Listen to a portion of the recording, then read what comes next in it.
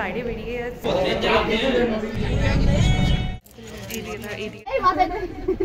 কেউ ফ্রেশ হতে পারছি না, কিচ্ছু না, কারণ তো এদিকে রেডি হয়ে গেছি আর এদিকে আমরা এখনই বেরিয়ে যাবো। আর এখন বাজছে সকাল 6:56, 7টা 7:30টার দিকে বেরোনো হবে, কারণ রাস্তায় তো প্রচুর ট্রাফিক থাকে সেই জন্য, আর অনেকটাও যেতে সময় লাগবে শ্রীনগর। এদিকে আমরা সবাই রেডি হয়ে গেছি একদম সকাল সকাল, আর আজকে হলো কাটরার লাস্ট ডে, এবার হচ্ছে যাবো শ্রীনগর।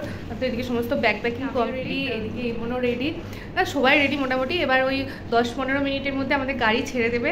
তো চলো তোমরা ভিডিওটা দেখতে থাকো। হ্যালো এভরিওয়ান, কেমন আছো তোমরা? আশা করি ভালো আছো, আমরাও ভালো আছি। আরও একটি নতুন ভিডিওতে তোমাদের অনেক অনেক স্বাগত আর অনেক অনেক ভালোবাসা। গাইস, আমরা রুম থেকে বেরিয়ে গেছি, এখন কিন্তু হোটেল থেকেও আমরা চেক আউট করে নিলাম। তারপরে এখানে টিফিন করে নিলাম, যেটা ঘুগনিটা না দারুণ খেতে হয়েছিল। নিরামিষ তো এখানে সব, কারণ কাটরাতে না আমিষ চলে না, পুরোপুরি নিরামিষ। তারপরে দেখো ব্যাগগুলো এখানে বাসে প্যাকিং করে নিচ্ছে। তারপরে কিন্তু আমরা কাটরা থেকে বেরিয়ে যাব শ্রীনগরের উদ্দেশ্যে। অনেকটা পথের জার্নি, অনেকক্ষণ টাইম লাগবে। এবারের মতো কাটরা শহরটাকে আর হোটেলটাকে টাটা করে দিয়ে আমরা বেরিয়ে পড়লাম। জানো তো, যেহেতু আমি কালকে আর কোনো ভিডিও করিনি, তাই তোমাদের জানানো হয়নি। এখানে কিন্তু আমাদের সাথে একটা অ্যাক্সিডেন্ট ঘটে গেছে। মানে আমার সমস্ত জামা কাপড় কেচে ছাদে মেলে দিয়ে এসেছিলাম। ওই ছোটো বোনের একটা বেশ সুন্দর কুর্তি, মানে চুড়িদার, যেটা পরে ও বৈষ্ণবী দেবীর মন্দির গিয়েছিল। তোমরা আশা করি দেখেছো আগের ভিডিওতে। সেটা না ছাদ থেকে মিসিং হয়ে গেছিলো। তো সবার মনটা একটু একটু খারাপ হয়ে গেল যে আজকে যেহেতু আমরা কাটরা থেকে বেরিয়ে যাচ্ছি, চাইলেও তো আর জামাটা পাবো না। অনেক খোঁজাখুঁজি করেছি কিন্তু আর পাইনি। এই যে মারাত্মক গরম ছিল, কি বলবো তোমাদের। আর এই হাইওয়েটা দেখো কি দারুণ লাগছে, আর পাহাড়ের মানে ধাপে ধাপে এরকম বাড়িগুলো দেখে মনে হচ্ছে যেন একদম রং তুলিতে আঁকা। আমরা সুন্দর একটা জায়গা থেকে কিন্তু দাঁড়িয়েছিলাম, এত গরম ছিল মনে হচ্ছিল যেন ঠান্ডা কিছু খায়। তবে আমরা নিয়েছিলাম আইসক্রিম। দেখো একদম সুন্দর ভিউ আর একটা সুন্দর টেস্টি টেস্টি আইসক্রিম নিয়েছি। তো কেমন লাগছে জানিও তোমাদের ভিউটা। সেখানে কিন্তু সব কিছুরই যেটাতে প্যাকেজে মানে এমআরপিটা দেওয়া থাকে তাতে কিন্তু 5 টাকা বেশি। সত্যি আইসক্রিমটা খুবই টেস্টি ছিল। আমরা কিন্তু সবাই নিয়ে নিয়েছি, বাসের মধ্যে বেশ খাওয়া দাওয়া করে একটুখানি এখানে সবাই গল্প গুজব এইসব হচ্ছিল। তারপরে কিন্তু আবার আমরা বেরিয়ে পড়বো, কারণ অনেকটা রাস্তা এখনো বাকি। অনেকটা রাস্তা আসার পর দেখো আমরা একটা টানেলের ভেতর দিয়ে যাচ্ছি, আর এটা হলো জম্মু টু শ্রীনগর যাওয়ার সবথেকে বড় টানেল, যেটা দীর্ঘ 9 কিলোমিটার। টানেলটা ভাবতে পারছো কতটা বড়। শেষে একটা লোকালয়ের মধ্যে আসলাম, মানে এখানে দেখলাম একটা বেশ বড় সড়ো মার্কেটও আছে, আর বেশ ভালো জ্যাম ছিল এখানে। তো সেই জন্য আমাদের অনেকটা টাইম লেগে গেছে এখানে জ্যামটা কাটিয়ে যেতে যেতে। তো অনেকটা টাইমও লাগবে এখনো, এই তো সবে মানে হাফ হয়েছে মনে হয়।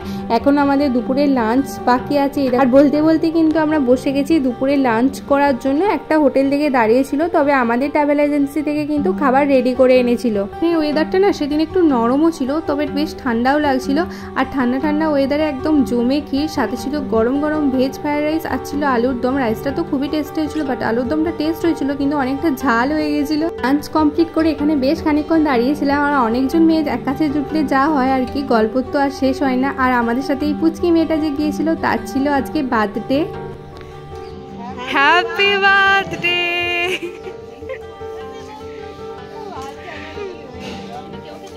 ওরার না একটু শরীরটা খারাপ হয়ে যায়, ওই বৈষ্ণবী দেবীর মন্দির গিয়েছিল, ওই ঘোড়ার গন্ধে না ওর শরীরটা একটু খারাপ হয়ে যায়।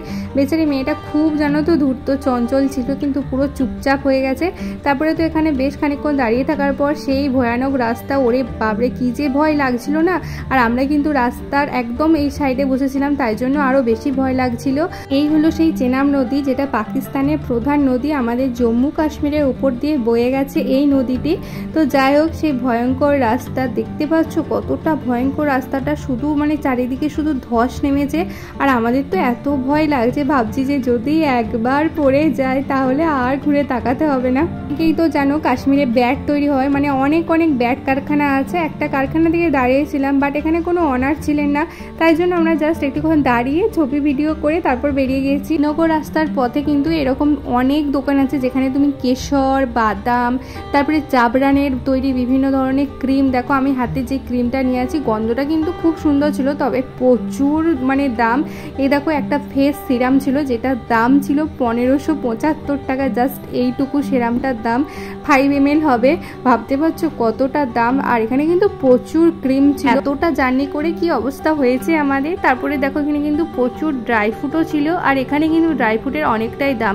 এর থেকে তুমি কাটরা বা শ্রীনগরে গিয়ে কম দামে পাবে। যেহেতু দোকানটায় ঢুকেছিলাম, তাই সবাই অল্প করে ওই আগ্রহটাই নিয়েছে। তবে নিই বা নাইনি, ড্রাই ফ্রুটগুলো কিন্তু টেস্ট করে দেখলাম, খুবই ভালো খেতে ছিল ড্রাই ফ্রুটগুলো। এতটা উপরে উঠে যখন আমি মানে মাটি দেখতে পাই না, তখন আমি পুরো আশ্চর্য হয়ে গিয়েছিলাম।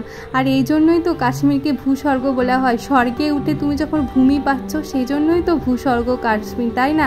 দেখো এখানে হচ্ছে ধান চাষ, ভাবতে পারছো মানে ঠিক সমতল ভূমির মতো এখানে ধান চাষ হচ্ছে। মানে সত্যি এই দৃশ্যগুলো না আমি ভাবছি যে কত কি বাদ দেবো, এইগুলো তোমাদের না দেখালে তোমরা তো সব কিছু মিস করে যাবে, তাই না? এইগুলোই তো দেখার, পুরোটাই প্রাকৃতিক সৌন্দর্যে ঠাসা এই কাশ্মীর। রাস্তা 5 কিলোমিটার বাকি ছিল, তার আগে কিন্তু আমাদের বাসটা এখানে পার্কিং করে দিতে হয়েছে, কারণ এখন হচ্ছে যে এত বড় বাস যাওয়ার পারমিশন নেয়। তাই আমরা কি করব বুঝতে পারছিলাম না, বাসে বসে বসে সবাই গল্প করছিলাম, মজা করছিলাম। আর তোমরা জাস্ট দেখো এখানটা দেখে কিন্তু তোমরাও জানি আমার মতো প্রচুর প্রচুর হাসবে। জানো তো গাইস, আমার ছোট বোনের নাই একটু নেশা আছে এরকম সবাইকে কোলে তোলার, যারা একটু রোগা পাতলা আছে কোলে তুলতে পারবে তাদেরকেও কোলে তুলে নেয়, মানে যাদের সাথে একটু মজা করার সম্পর্ক আর কি। আর সবাই তো আমাদের বৌদি সম্পর্কে হয়, সেই জন্য এরকম হাসি মজা হচ্ছিল বাসে। এই বাসটা তো যেটা কাটারা থেকে এসেছিল সেটা তো আর এখন যেতে দিচ্ছে না, সেটা যাবে রাত 9টার দিকে। তো এখানে একটা বাস নিয়ে আমরা কিন্তু বেরিয়ে পড়লাম। এতক্ষণ তো আর ওয়েট করাটা সম্ভব না, তাই না?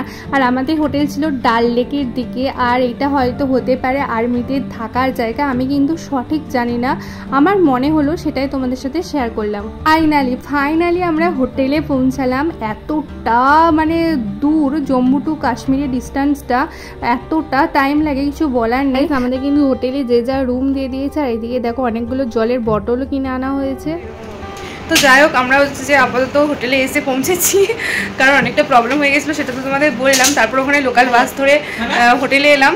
আর এসে তো হোটেল নেওয়াই ছিল আগে থেকে, এবার একটু সমস্যা হচ্ছিলো রুম টুম নিয়ে, কিন্তু এবার এতজনকে নিয়ে তো এখনই ছেড়ে দেওয়াটা প্রবলেম নয়। তারপর ওই আগে যে বাসে আসছিলাম, পরশু রাত্রে তো বৈষ্ণবী দেবীর মন্দির গিয়েছিলাম, তো কালকে তো সকালে ফিরেছি, এসে কালকে দিনটা যা হোক রেস্ট নিয়েছি, কিন্তু কালকেও এতটা পায়ে ব্যথা হয়নি, আজকেও সকালকে ঠিকঠাক হয়ে গেছিলো, মানে কালকে ব্যথা হয়নি না, হয়েছিল, কিন্তু আজকে এতটা বাসে এসে পায়ের সবার অবস্থা খারাপ, পুরো মাসলে পুরো টান ধরে গেছে পেশিতে, মানে সবাই কেউ চলতে পারছে না কিছু না। তারপরে হোটেলটাতে লিফট নেই, সেটা একটু প্রবলেম হচ্ছিলো, মানে সিঁড়িতে ওঠা নামা মানে সবই সমস্যা। তো যাই হোক, মানে পায়ের অবস্থা সবার খারাপ, সবাই খড়ু হয়ে গেছে। আর জানো তো আমরা এইভাবে চলছি না, সবাই আমাদেরকে দেখতে যে ভাবছে সেরা কোন গ্রহ থেকে আসলো, সবাইকে এইভাবে করিয়ে চলছে।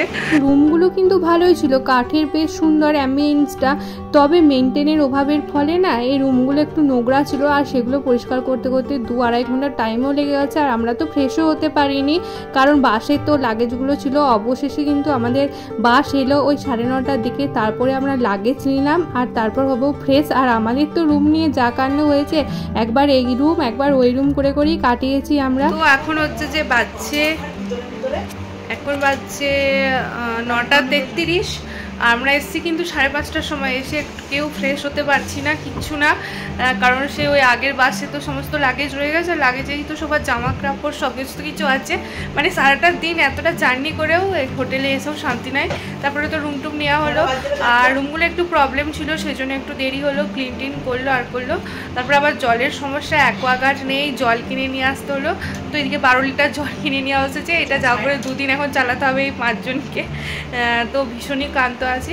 তো তোমাদের সাথে সমস্ত কিছু শেয়ার করলাম। আর পাহাড়ি রাস্তাগুলো তো জাস্ট অসাধারণ, সত্যি কাশ্মীর যে ভূস্বর্গ, এটা কিন্তু তারই একদম, মানে নিজের চোখে না দেখলে সৌন্দর্যটা বোঝা যাবে না, মানে ক্যামেরাতে কিছুই ধরা পড়ছে না, মানে নিজের চোখে যেটা দেখছি ক্যামেরা তার মানে 1% মনে হয় ধরা পড়েনি।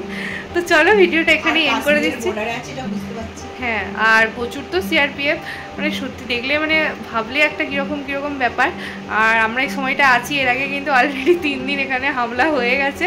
তো যাই হোক, ঠাকুর করে 4টে দিন এখানে কাটিয়ে দিতে পারলে, এখানকার সৌন্দর্যটা উপভোগ করতে পারলেই শান্তি। তো চলো ভিডিওটা এখানে এন্ড করে দিচ্ছি। যদি ভিডিওটা ভালো লাগে অবশ্যই কিন্তু একটা লাইক করে দিও, চ্যানেলটাকে সাবস্ক্রাইব করে দিও, আর প্রচুর শেয়ার করো, আর কিন্তু অবশ্যই কমেন্টে জানিও। দেখা হবে একটা নেক্সট ভিডিওতে, আর কালকে কোথায় যাচ্ছি না যাচ্ছি সেটাও তোমাদের সাথে শেয়ার করবো। তো চলো আজকের মতো টাটা, গুড নাইট, বাই।